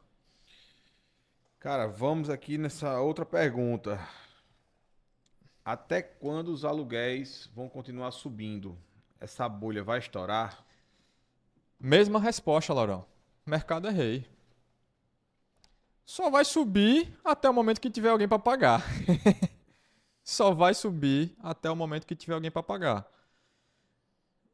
Quantas pessoas você conhece, ou eu conheço, de outros locais que querem morar em Maceió?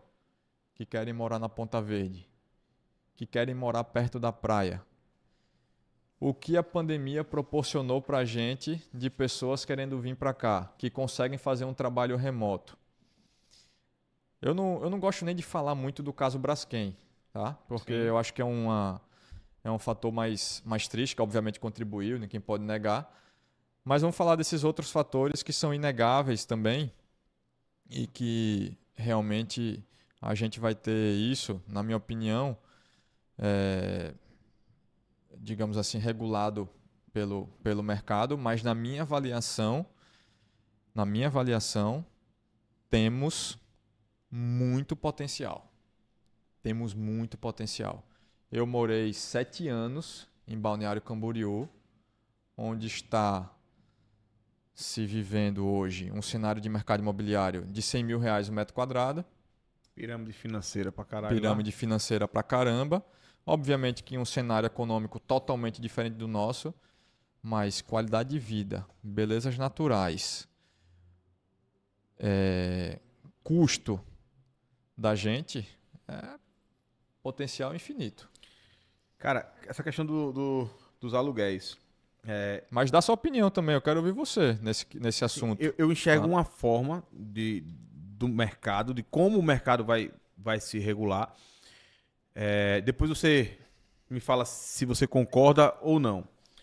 Mas veja só, hoje a gente vive um momento, um cenário de mercado onde os lançamentos em Maceió são predominantemente apartamentos compactos. Então a gente vive um cenário de estúdio, quarto-sala, estúdio, quarto-sala. Isso gerou... Já em diminuição, né? Já em diminuição. Na minha opinião. Ok, já em diminuição. Só que isso gerou uma demanda reprimida gigantesca de apartamentos de 2 e 3 quartos. Perfeito. Apartamentos de 2 e 3 quartos com um perfil mais novo, um perfil mais de conceito de serviço. Alguns que ficaram prontos do ano passado para esse ano estão com aluguéis altíssimos, dando 1,5%, né, do valor investido. Então, assim, algo surreal para um aluguel tradicional. Uhum.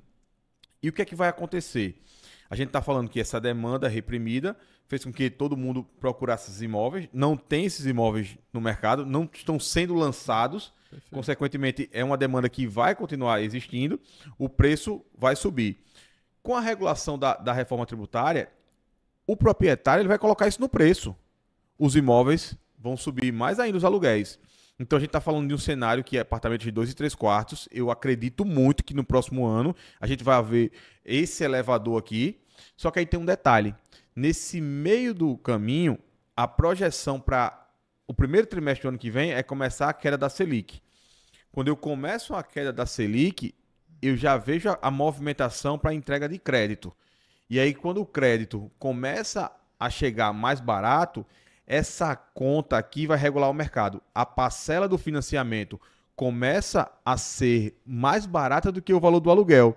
E aí eu tiro o cara do cenário do aluguel correndo para comprar o seu imóvel porque ele está vendo que não está valendo a pena mais ficar no aluguel. Então eu inverto a conta e eu regulo o mercado. Então eu entendo que todo evento ele vem para fazer essa modulação. Senão a gente ia viver nesse momento estourando o aluguel até Não, quando? Com certeza. Com certeza. Eu acho assim, o cenário de diminuição de Selic, ele é bom e importante em vários sentidos, né? Ele é bom para a produção, ele é bom para a compra, ele é bom para os financiamentos que tem que acontecer, ele é bom para a cadeia completa. Cenários de juros altos só é bom para aplicador. Rentista. Só é bom para rentista, né? Então, essa é uma verdade que todo mundo concorda. Você, obviamente, que foi um pouco mais técnico e, obviamente, que isso não há como discordar, e eu fui mais num cenário onde eu acho que a nossa capital ela proporciona essas características, mas a gente concordou num aspecto em comum, que é o mercado regular isso. Sim. O mercado vai regular isso. E só para acrescentar essa sua fala, Laurão, eu acho que assim, a gente está trazendo um cenário de reforma tributária para imóveis.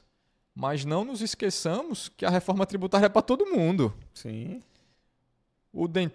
A prestação de serviço, inclusive, é um dos setores mais afetados. O dentista, o advogado, o nutricionista, o engenheiro, o médico. Todo mundo vai ter que subir seus preços. O imóvel vai subir seus preços também. Todo mundo quer manter. Por que você não colocou o corretor? Tem que subir seus O preços. corretor de imóveis vai subir. Todo mundo que presta serviço. subir, todo mundo. Então, assim, a regulação disso vai ter um período de acomodação. Sim. Que não vai ser um período fácil. Era aquilo que a gente está falando desse período de transição que a gente vai ter. Num cenário que politicamente e economicamente não é dos mais fáceis de se entender. Mas um passo importante a ser dado, com certeza, é a diminuição da Selic. Esse passo é fundamental. Tiagão, o Lucas está com quanto tempo aí já? 1h30, 1h40? 1h30. Acho que é um tempo bacana, acho que vai gerar muito debate. Foi aí. Bom, legal. Foi... E é o primeiro, né? Pra gente começar a aquecer. Você já topou o convite a gente fazer uma vez, né? No mês. Vamos fazer. Eu tô indo a Dubai agora, volto no final do mês, a gente começa a gravar. Tá difícil, meu amigo, encaixar sua agenda. Não, agora o homem virou internacional. global. E 2027 se prepare. Se prepare. E uma coisa que os caras bem interessante, pô, os caras me chamaram, né, para fazer a palestra lá em Dubai, né? Aí a princípio, os caras, ó, quer fazer uma palestra de inteligência de mercado. Eu digo, irmão, você tem certeza que você ligou pro número Tu certo? vai dar palestra em português e os caras vão traduzir lá, é? Não é porque é um evento para brasileiro, né? Ah, para brasileiro. Inclusive, a gente vai estar nas principais imobiliárias e construtoras lá de Dubai. E hoje tem muito brasileiro comprando lá, pô. Entendi. Entendeu? Muito Perfeito. brasileiro tá comprando imóvel lá. Os caras estão trazendo investimento de tudo que é jeito, dando isenção. Meu irmão, o mundo tá ali girando é um ali, oceano azul. né? Um oceano azul, né? Gigantesco. Então, o que tem de brasileiro, falando com um colega meu agora que tá morando lá, esse cara parece que eu tô no Brasil, assim, pô. Não tenho aperreio nenhum com a língua. Eu não sei nem falar inglês, eu tô aqui e eu não tenho aperreio com a língua. E aí ele falou, tu chegar aqui, tu vai querer nem voltar e tal.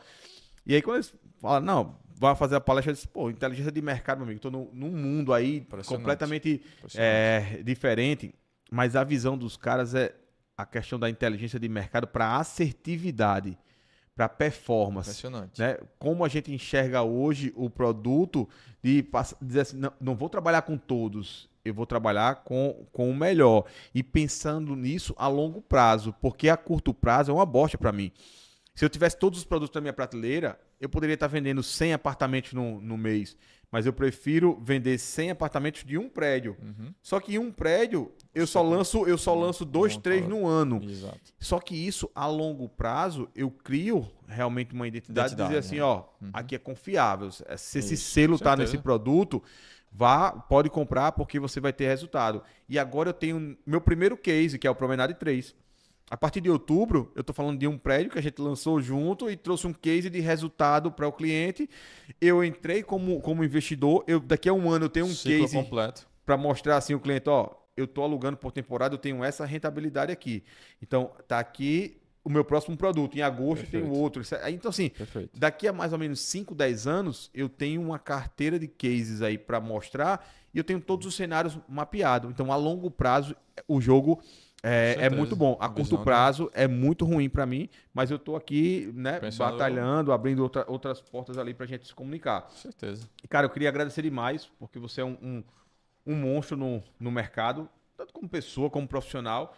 Eu acho que essa parceria da gente vai muito longe, né? Inclusive, conversando com seu pai esses dias, e ele até vendo a dedicatória do livro, ele disse, não, você falou como se estivesse encerrando aqui. Não, a gente está começando e tal, né?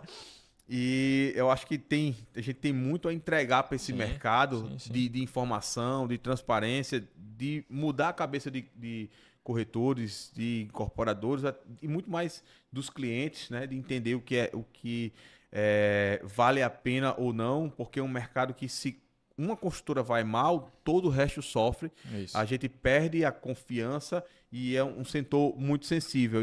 Quando uma empresa entra em recuperação judicial, dificilmente ela volta e aí todo o mercado é afetado por isso. As pessoas esquecem do ciclo, que era uma coisa que eu iria conversar aqui com você, como a gente já passou do nosso tempo aqui, mas dá pra gente criar esse parênteses. O ciclo de lançamento, o cara lança 5 obras em um ano e aí no outro ano ele lança mais 5. São 5 mais 5, já são 10. Isso. E aí no terceiro ano ele lança. Quando você olha, você tá com um universo gigante de obra. E aí não quer dizer que o cara não vai entregar. Mas quer dizer que aquele ciclo que era 3 passa para ser 4. As outras obras já começam a ser 5, 6. Quando você olha, você está no 48 meses após o memorial de incorporação. Porque você tem que equalizar da melhor forma. Porque nem pedreiro a gente tem mais, né? A equação nada mais é do que o desencaixe financeiro, né? Então, o elastiçamento do prazo, ele se dá por 2 motivos. Dificuldade operacional e dificuldade de caixa. São esses 2 fatores que implicam em alargamento de prazo. Então, se você, tecnicamente, de forma de engenharia, você consegue fazer uma obra em 3 e você faz em 5, em 6... é por uma dificuldade de gestão, dificuldade operacional, de ter outras prioridades, ou você tem, na verdade, um descasamento de caixa. Um desses 2 fatores que, na verdade, quem tem que perceber isso é o corretor e o cliente. A gente tem a função de mostrar, né? Não, como a gente falou, a função de criticar, a função de mostrar a diferença das 2 coisas. Mas eu acho que é isso, Larão. A recíproca ela é muito verdadeira e a gente, na verdade, está construindo um relacionamento de 10 anos, mas que vai durar muitos anos, porque eu sinto muito nos nossos encontros, né, de vendas, de contato com o cliente, que a gente vai mais do que a venda. A gente vai na propagação realmente da informação. A gente fica até triste, eu sinto que você já incorporou essa ideia, a gente fica até triste de quando a gente faz uma venda sem conhecer o cliente, que às vezes acaba acontecendo. Obviamente, graças a Deus, a gente trabalha para não ser... a maioria são casos bem pontuais, clientes que moram fora, coisa do tipo. E por quê? Porque a gente faz questão da transparência. A gente faz questão de evitar problemas futuros. A gente faz questão de uma venda com qualidade. Então, eu acho que, como meu pai nos fala, o certo é certo e o errado nunca dá certo. Então, assim, vamos continuar dessa forma, não tenha nem dúvidas, fazendo o que é certo. A internet está a nosso favor, porque o mercado consegue ver o que nós estamos fazendo. E ontem eu estava fazendo um vídeo exatamente para mostrar que as obras do Spot Ocean foram iniciadas no lançamento que aconteceu em maio, junho. A gente começou a obra. Vamos já fazer fundação. E que só não começou antes por causa da chuva. E só não começamos nós começamos antes por conta do inverno, porque a nossa fundação vai estar em contato com água, né? Nossa laje do subsolo é uma laje sob pressão. Então, eu acho que é isso. Eu acho que trazer para os nossos contatos, trazer para os seus podcasts, contatos como esse, com certeza tem muitos outros empresários que vão poder agregar.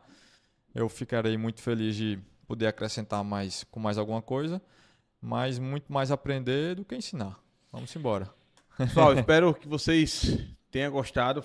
Foi incrível, Thiago, revisitar a trajetória dele aqui no tênis, linkando aqui com o mercado imobiliário, sucessos que você que não é de Maceió, mas eu estou falando de um cara que assumiu a empresa aí em 2015, e de lá para cá, praticamente todos os produtos 100% vendidos no lançamento, uma parceria que vem dando muito certo, e que a transparência e a forma com que ele lida com o mercado, clientes, corretores, isso vem transformando o nosso mercado positivamente. Então, bicho, queria lhe agradecer. Claro. Obrigado aí pelo convite. Até a próxima. Segundo episódio, viu? Fica atento. Reforma tributária. A gente vai complementar o que a gente está falando aqui. Bom demais. O que é que muda na vida de quem. Vai ser uma loucura. Então, próximo episódio, fica de olho aí. Te vejo no próximo. Valeu. Jarvis, tá aí? À sua disposição, sim.